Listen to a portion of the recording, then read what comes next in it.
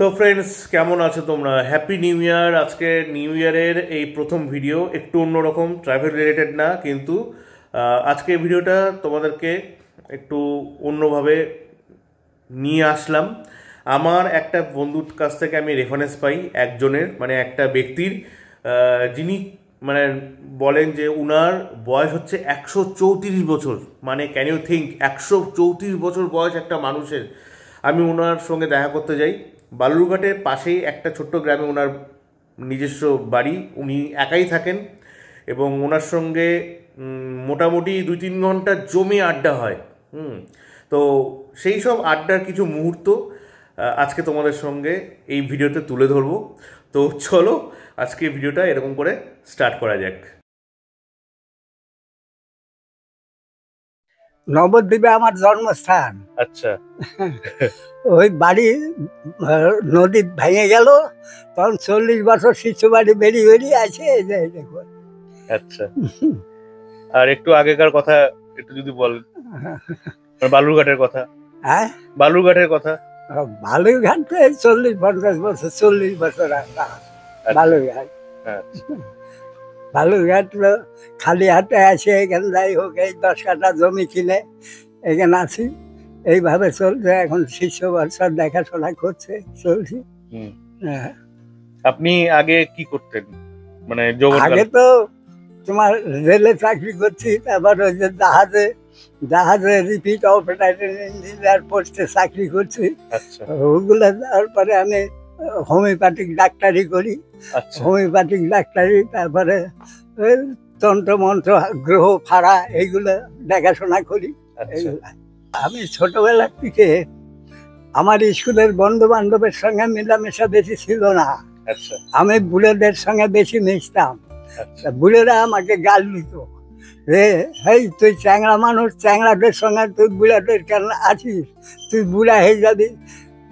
আমি কই ওই চ্যাংড়া ব্যাংড়া আমাকে খারাপ বুদ্ধি দিবে, আর আপনারা বুড়ো বয়স্ক লোক, আপনারা আমাকে খারাপ বুদ্ধি দিবেন না, তাই আপনাদের কাছে আমি মিশি। আপনারা সৎযুক্তি দিবেন। তাই আমার এখন ইচ্ছা, একটা সাধু মানুষ পাইলে কিছু, আমি সাধুর লাইনে কিছু জানতাম। তুই বলছে, দেখ ভাই, এগুলো এখন তো সময় হয়নি। তাহলে সময় না হলে আর কখন হবে? পৌষ সংক্রান্তি হলে পায়েস পিঠে টিঠে বানাতাম। 52 রকম পিঠে ভাজতে জানি, বানাই এইসব ভেজে দিছি। ওই শালা রান্নাঘরের দরজা আগলা থিয়ে বারান্দায় এসে বসে দেখে আইসে, সব রান্নাঘরে ঢুকে খাইছে। খাই রেখে বেরিয়ে বসছে সব। বুঝে আমি দেখি শালা ভাত খাইলো, তো সবই খাইলো না, কিছু খাইলো, সব খাইলে তো ভালোই, আর না খাইলে তো ফেলানো যাবে। ওগুলো কে খাওয়া যাবে না, তো বিষাক্ত। হ্যাঁ, ওরা যে খায় মুখ ধরে না, তাহলে হাত পা সব বিষাক্ত। থাক, তারপরে পরের দিন যাই দেখি কিচ্ছু নেই, আবার চাইতে শুনে খাই। যাক, তারপরে আমি দেখলাম যে যখন খাই প্রতি পৌষ সংক্রান্তিতে ওদের দেব, সত্যি আর আর দেখা যায় না, বাঘ আর আসে না। সারা বাঘ নেই ছিলাম, হলো আবার পৌষ সংক্রান্তি সারা দিশে আবার সেই দলে দলে বাঘ আসে। ওদের দিনটা কি করে ঠিক থাকে। আমাকে বলছে, তুমি কতদিন থাকতে চাচ্ছ? আমি কিছু জানি না, আপনি বলেন। এখন আমি 200 বছর থাকলে আমার ভালো হয়, তাহলে আমি কিছু কাজ করে যেতে পারি, দেবতাদের কিছু মন্দির টন্দির করে যেতে পারি, স্কুল কলেজ এইগুলা। তাহলে ঠিক আছে, তো তুমি 25 বছর জলের কিছু খাবা না, চান করবা না, জল খাবা না, আর ভাজা যে কোনো জিনিস ভাজা এগুলা খাবা, এইগুলা খাইয়ে তুমি থাকো। 25 বছর পর তোমার এই সিদ্ধি লাভ করলে যদি খাইয়ে থাকতে পারো, 200 বছর টিকে যাবা। এইভাবে আমি ওখান থেকে বাক্য নিয়ে চলে আসলাম। তো এইভাবে চলছে এখন। নাহলে আমার বংশে 30, 35, 36 বছর ওভারটেক কেউ করে। আমার বাপ ঠাকুরদারা 14 গোষ্ঠী করে।